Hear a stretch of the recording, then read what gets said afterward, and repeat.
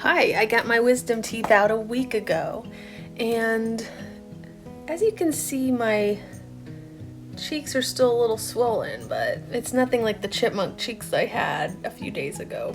I'll get into that later. So,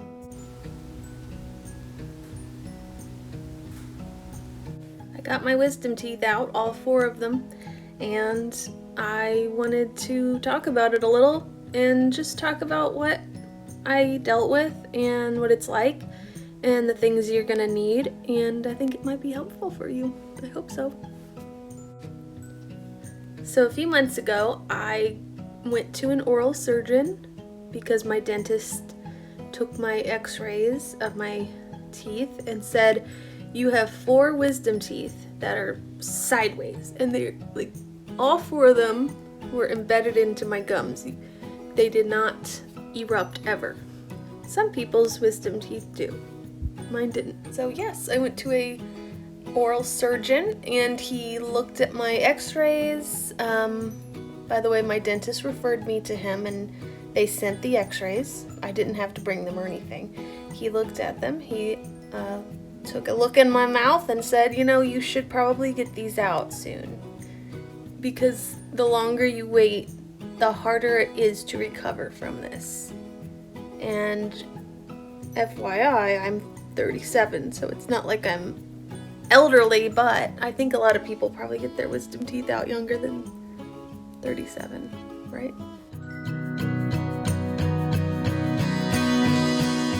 Well, I decided, you know what, I'm gonna do it. And the first thing I want to tell you is, when you schedule your wisdom tooth operation, because it is an operation, it's surgery, you need to schedule it on a day, like probably a Friday, because the first couple days, especially the first 24 hours, can be pretty hellish and painful. They were for me. You are also going to need help. You have to have help, even if you don't have kids, even if you are a pretty independent person. You try to get some help for the first day, at least the first day, around the house and helping you with medication and anything like that, because you just had surgery and you're recovering. So you need to schedule it for when you can have the optimum amount of days off work and you can have help. They're gonna tell you some things to do. Basically, you do not eat or drink, and that means water, anything, after midnight the day before the surgery. Don't do it. They'll ask you when you get in there, and I imagine if you say, yeah, I had some water or something, they'll say, sorry, you gotta come back another day, and then you gotta reschedule it. It's gonna be a big nightmare.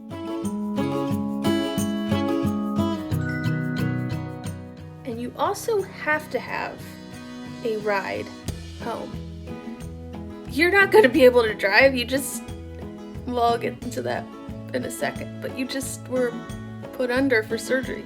You have to have someone with you to escort you out of the building and get you home, because if you don't have someone, they won't allow you to have the surgery. In my case, I had my husband with me, and he was required to stay in the waiting room the whole time. By the way, the procedure is, well, for me, they said it was about 20 minutes. I guess that would be about 5 minutes a tooth. That makes sense. And that's not very long, but my husband said it was about 40 minutes of him waiting in the waiting room. I think that's probably about normal. That's what I've heard other people say anyway. So yeah, they get those teeth out quick. Also, some people don't have 4 wisdom teeth. I have all 4, but some people only have 3 or 2 or 1. Some people's erupt halfway out, and some people's are completely underneath the gums, just like mine. So the next thing you gotta know is, when you get into the room, it looks just like a dentist chair. It's not like a operating room. It's a little different, but you sit down and they start getting your vitals. They hook you up to an IV of saline. That's just salt water. And then they put something in your nose for you to breathe. And I bet some people get laughing gas. I don't know if it's pure oxygen. Whatever it is, it kind of puts you at ease a little bit. And that's what kind of happened to me, because I was sitting there kind of like smiling, like, no one can ever find my veins. They can't find my veins. Because this woman was trying to find my veins, because it's actually hard for people to find a vein when I get my blood drawn. So she was like tapping at my arm and like, okay, because it took her a second. And so I was kind of like, haha, it's funny because no one can find them. Anyway, that is the last thing I really remember. Now, here's what happens when you get this surgery. I've had other surgeries before. What happens with this one is you're not being intubated. They're not putting something down your throat to help you with breathing. They're not putting you completely to sleep, in other words.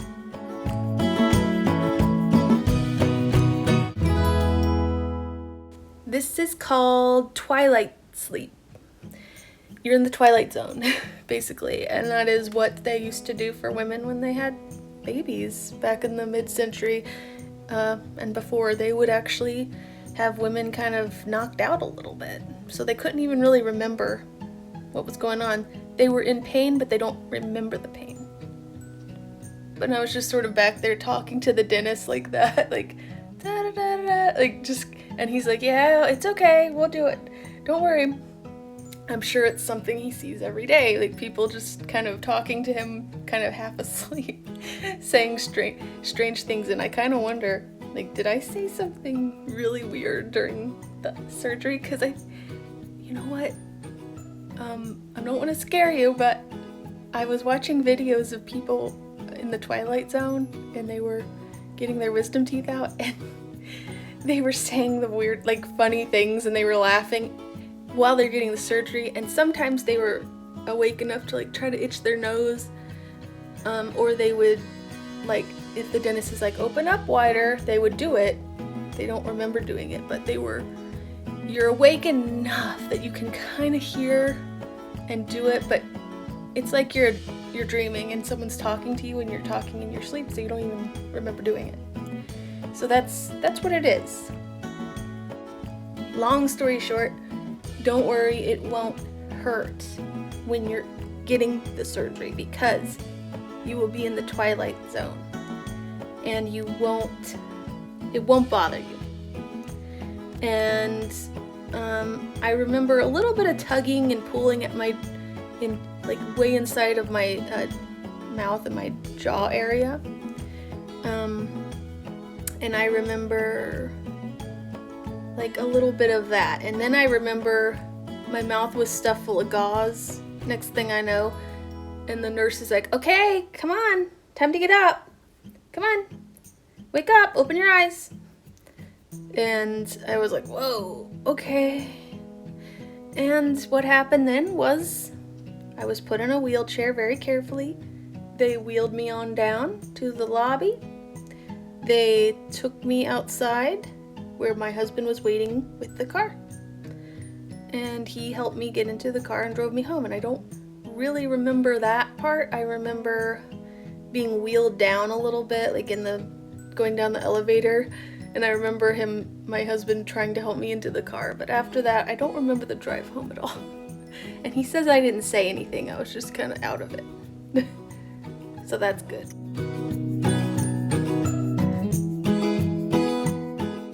When that was over, I was kind of drowsy the whole day, and I slept on and off.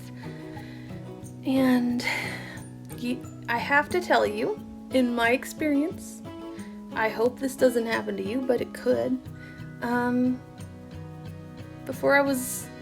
When I started to really wake up, and before I was like able to take the pain meds and have those kick in,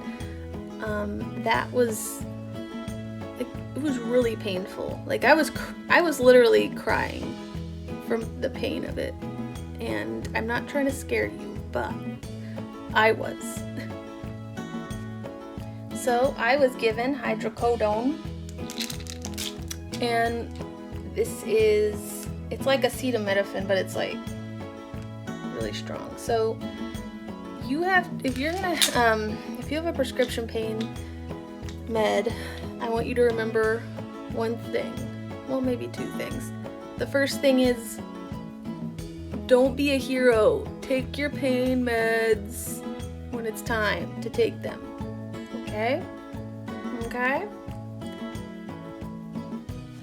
And the second thing is, please don't have an empty stomach when you take some of these pain medications that are strong, because let me tell you, I was up all night the night of the surgery. After the surgery, I was just so sick, and I was dry heaving. I could not stop throwing up to the point where I had nothing left in my stomach. I felt terrible. And the other part of this story, the reason I'm telling you, is that whole day I barely had any food because you can't really eat. I got some Slim Fast protein drink, and I got some yogurt drink and water. I didn't really have much in my system, so I was given a bunch of Advil and this hydrocodone stuff, and the Advil helps with the swelling. Anyway, I just had a lot of the pain meds going through my system, and like no food and dehydrated, and so I just had a very unpleasant time the night of the surgery. And so after the surgery was over, they're like, well, the worst part's over. To me, the worst part was the night of the surgery. So I don't want to scare you, but you've got to be prepared for the fact that you could be very nauseated. Also, my doctor gave me these are tiny pills. They are called Zofran, and you take one tiny tablet. It's like a baby pill, like every 6 hours if you need to, and it really helps. So don't skimp out on that. Like, don't think, I don't need that, I'm not sick. You might be sick later, so take it. The other thing that helps is, these are like, I think they're called C-bands. Yeah, C-band.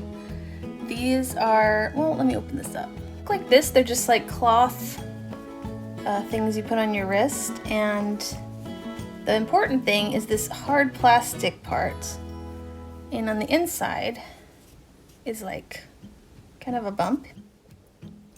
So here is how you wear it. It presses into your, well, I guess it's some kind of pressure point, and that's it. You can wear these for a while.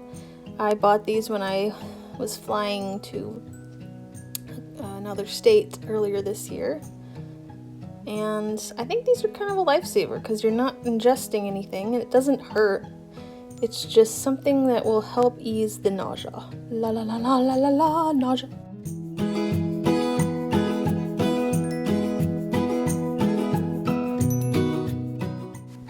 Now, you might be thinking, your cheeks look kind of puffy today. Yes, they do. Thank you. But let me tell you, 1 or 2 days after your surgery, your cheeks are gonna get like chipmunk cheeks. Chipmunk size. Chipmunk. And let me tell you, I did not expect them to get that big. In fact, I didn't realize they looked like that until I looked in the mirror a few days ago, and I was like, whoa, what happened to me? So here's a picture of me a few days ago, maybe 24 hours after the surgery. Look at my poor cheeks. I'm just not feeling good here. And I just want to show you in contrast, the day before my surgery, I took some selfies. This is what I looked like the day before my surgery. Alright, I took these very cheeky selfies. See? Look at that nice little jawline. I miss that little jawline I used to have. I can't wait for it to come back. And I don't know exactly when your face stops being like puffy, but I'm telling you, at least it does get better. It doesn't take long, okay? And then you'll go back to looking like this. It took me about a week to get to this point. This is the first day I've like done my makeup, and you can't really see the bruising. But yes, I got some bruising. Here, I'll show you a picture of it. Here is probably the worst of it. Just kind of a yellowish bruising that you get on your cheeks. It doesn't hurt, it's just, normal. And right now I have some makeup on, so it's covered up, but it's still there. And what you need to do is apply ice to the outside of your cheeks. And what I have is this little ice pack thing. It's just a cloth bag, but it's insulated, and what you can do is open up the top, add some ice cubes and a little water, and you just kind of hold it like this. And I have 2 of them. Actually, I had to borrow one, but I have 2 of them. See, I unscrewed the top, so it's just a little bag that you put ice in, and it's just a lot better, easier than a Ziploc bag with ice or a washcloth with ice, because with those you're gonna get water all over you. The ice is gonna be like a little too cold against your cheek. Sorry, my phone cut off. This is insulated, and it's just gonna feel nicer on your cheek. Oh, also, when you get home from surgery, you're still gonna have gauze in your mouth. You're gonna have like a bunch of gauze at each cheek. You're gonna need that and to stay like for 40 minutes. You're not even gonna be fully awake. Probably your friend or your husband or whoever is with you is gonna have to enforce that you keep that gauze in your mouth. Yeah, you're gonna have that gauze put in your mouth after surgery. You're gonna have it in your mouth all the way home until you get home, and then it can come out. They give you extra gauze, and you put it in, you just soak it in some warm water and then put it in your mouth if you feel like you're bleeding, because there's gonna be some, blood at first. Not for long, but it'll be there. And when you feel like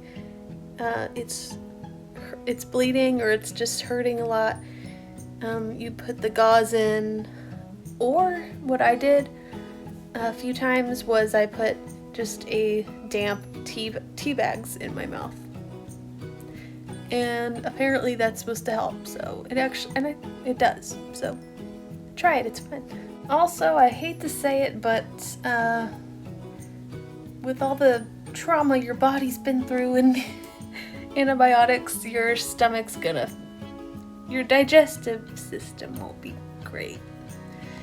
So yeah, you might have nausea and you might have some vomiting, and some people don't, but some people do, and just be prepared for that fact. Also, make sure you have some probiotics, some yogurt or something, and maybe some X-Lax. You might need that. You just need to rest. You gotta rest. I know it's hard. Hey, I'm a stay-at-home mom. It's hard to rest, but if you prepare enough ahead of time and have help, just lower your standards. Just trust me. Lower your standards about the house and like what the kids are eating and whatever, and just rest so you can get back on your feet and back to normal faster, because your family needs you. But more importantly, you need to feel better, right? So, it also helps to have a nice little cat on your lap the whole time, like I did.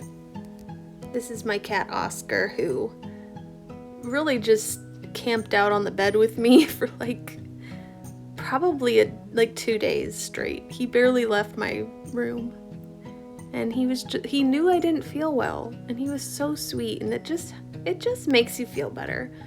to have a furry friend. So if you have a furry friend, let them cuddle you. You're gonna need to keep your mouth clean because you're gonna need to heal. And you'll heal faster if you don't have like a nasty mouth.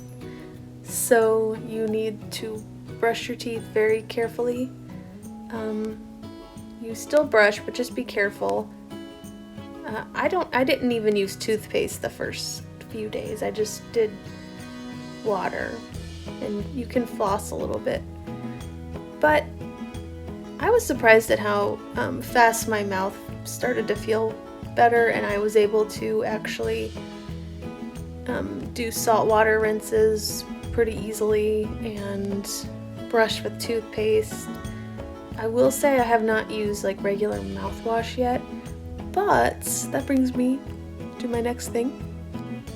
They will give you some special mouthwash rinse, and you do this twice a day, in the morning and before you go to bed, and it's supposed to help. So do it. But in the meantime, you can just do about a half teaspoon of salt into some warm water. And you can gargle that. When I say warm water, I mean a cup of it. A half teaspoon for a cup. Yeah. So what you can do is make some and put it in the fridge. Then you can just warm some up when you need it, because you don't need a lot. And on day 5, you can start using this thing. This is like an irrigation thing. Hold on. So it looks scary, but it's not. You just suck up some of that salt water and you kind of aim it into the back of your mouth carefully and rinse off whatever's in your teeth, I guess. Also, I noticed my sinuses were acting up, and I had some, like, my nose was kind of like irritated or bleeding a little bit after the surgery, so you can get like saline nasal mist also. I mean, it helped me. I like this stuff. All it is saline. I mean, hey, saline. Let's hear it for the saline. It does what it needs to do, and it's just salt water. This one's Arm & Hammer Extra Strength. If you put this up your nose, it's like wasabi, but it works. So yeah, I thought my first 24 hours after my wisdom teeth was terrible, but then it just got better each day, and now here we are about a week later, about 6 days later actually, and I feel a lot better. It's not perfect though. Oh, one more thing. Don't look up videos of the actual surgery. It'll freak you out a little bit. I think it's interesting to look at after the surgery. So I didn't actually look up what it looked like, because, okay, I've had medical procedures done before, and I like to see what happens, like, to your actual body. Like, I want to see, like, I don't care if there's blood and whatever, I want to see, like, what are they doing to your body? And, sorry. So, but this time I decided I'm not going to look up the videos of, like, the actual surgery beforehand, and I'm glad I didn't, because it's just a little grisly, so don't do it to yourself. Just know that this is not a regular dentist visit, but it's not going to be as bad as you think. In fact, I hope most people actually have a better experience than I did, because I was reading about it, and a lot of people were like, it wasn't so bad.